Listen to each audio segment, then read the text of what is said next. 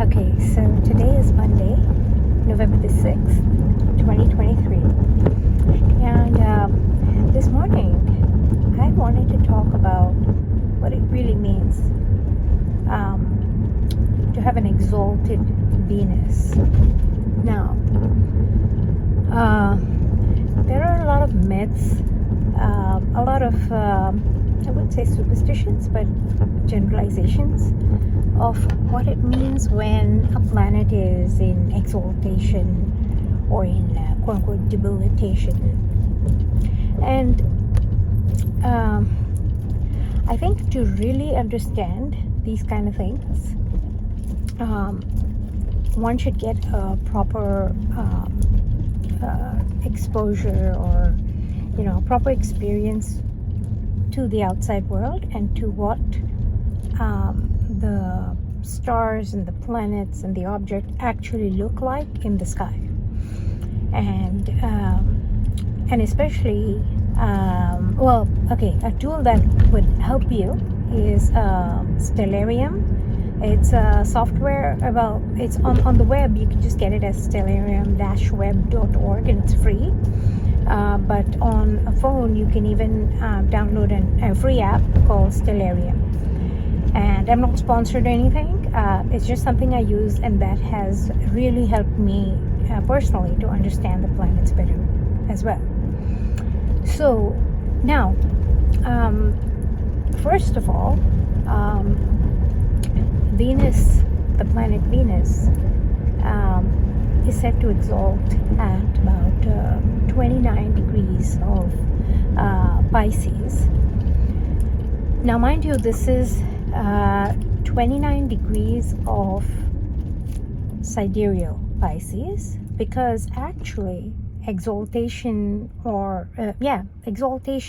actually happens in the nakshatra degrees. That's the origin of this concept. It is not so that's why even to say Venus exalts in Pisces, it exalts in the nakshatra of Revati, which is the fishes. Now you can say fishes is the constellation of the fishes, but that doesn't actually correspond when you look at it from a tropical astrology standpoint. Also, Venus, so sometimes that same fishes constellation is also seen as or also construed to be Venus exalts in the 12th house. Okay, that also can be true. Now it depends, of course, on some things, but and this is where a software like Stellarium comes in really handy, because if you know that the 12th house is right when the sun so it's sort of it's right above the eastern horizon. Okay, that area of the sky right above the eastern horizon, that is the 12th house. And I'll digress for a minute here and tell you that the sun is supposed to be, like, the place of its death is in the 12th house, which means as soon as the sun rises, actually, because that zone of the sky is the 12th house. So you'll say, wait a second, what? The sun just rose. How did the sun die? Well, because in giving us light, it is dying unto itself, you see. So the sun is burning up itself in order to give us light. And that's why that spot where it's giving off its light in the 12th house, it sacrifices, the sun sacrifices himself. I won't say itself, himself for us. That's the archetype of the sun, and why the sun dies, quote unquote, in that 12th house. Okay, but now, so if you keep that in mind, when is Venus visible in the morning sky? In the 12th house, which means like it rose, Venus, she rose before before the sun. When does that actually happen? That happens actually when Venus is rising as the morning star. And some of us who know this stuff, or who look at this stuff from a predictive or mundane perspective, a worldly perspective, Venus as a morning star is associated with wars. That is what happens usually. For example, Venus rose as a morning star right around February 22nd-ish, 20th, 22nd of 2022. The most recent in our memory, probably. Another one was quite more recently, I think in August or September-ish, she began to rise as a morning star. Yeah, I think it was August or September. So, but in any case, so what does this have to do with the exaltation, right? So a lot of people, the stereotype or the parroted version in books and such is Venus in the 12th house is exalted, Venus in Pisces is exalted. So people with an exalted Venus, they are very wealthy, etc., etc. Okay, or they have a great love life. Those are kind of the stereotypes. Now, okay, first of all, there are a lot of other indications that have to be, combined in order to make such a prediction. However, what is the true meaning now of an exalted Venus? And why would Venus be exalted in a giving sign, in a sign of or again, I'm straddling here between the sign concept and the true concept of the nakshatras, which is where Revati is, the giver, but also the releaser, right? The one the boatman, actually, the ferryman, the boatman who takes you on the duat, in your underworld, or who leads the souls away, basically, right? Moksha karka. Moksha is what, right? Liberation. Why would all this wealthy business happen here in this liberation-y kind of a zone, and in the 12th house of self-undoing, of self-sacrifice, of giving, and all of that, right? Why?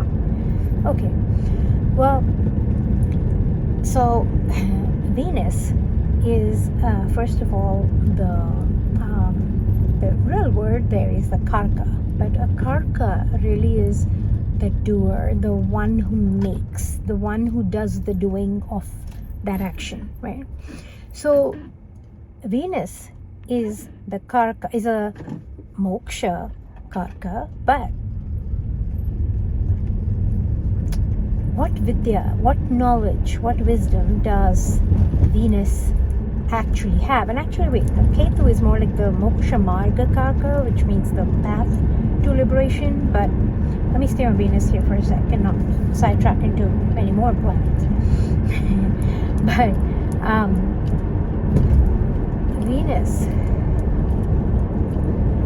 Venus has the knowledge. I was just going to say what wisdom does Venus really have?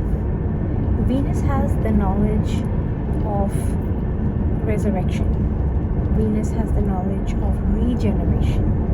Venus, there's one of the words that's used to describe Venus is virya, but now virya, a lot of people, sometimes in Hindi, vir is translated as bravery, but actually in the true Sanskrit, virya means sperm, virya means semen. Virya is that part of the essential substance of the life force that kind of hangs in there despite everything having gone. That essential substance at the very, very end, like your breath goes, your moisture goes, your everything goes. What's that last little bit, that your subtle like soul particle? Though even, I mean, soul I know is associated with the sun, but that last bit that has the potentiality to regenerate, that is Venus. And Venus has the knowledge of regeneration, of raising up from the dead, of regenerating life, right? This is all Venus. And it is in that journey, in that boat, you know, with the ferryman, where the soul is, you know, being taken from this life to the next. In that journey, in those like micro moments of a decision point, right? Oh, does this person, so like near-death experiences, yeah? Has this person's time come?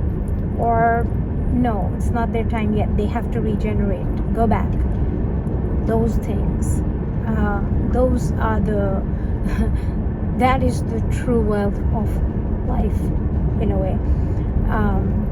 In another way, when a soul has to, you know, go from one realm to another, when the soul even has to, when that decision has to be made of, is this soul even going to show up on this planet, right? That fraction of that decision point of yes, this, yes, now, that moment, that regeneration, that is Venus acting at Venus's best, doing what Venus does best, yeah? But there again comes the irony or the paradox there, because are you going to get regenerated and reborn into this life back again, a different life, or are you going to liberate? Are you going to set free? Right? All these things. This is the zone. This is the zone of Venus. This is not, you know, I mean, sure, you can say wealth, higher wealth, the wealth of that kind of regenerative wisdom, and true liberation.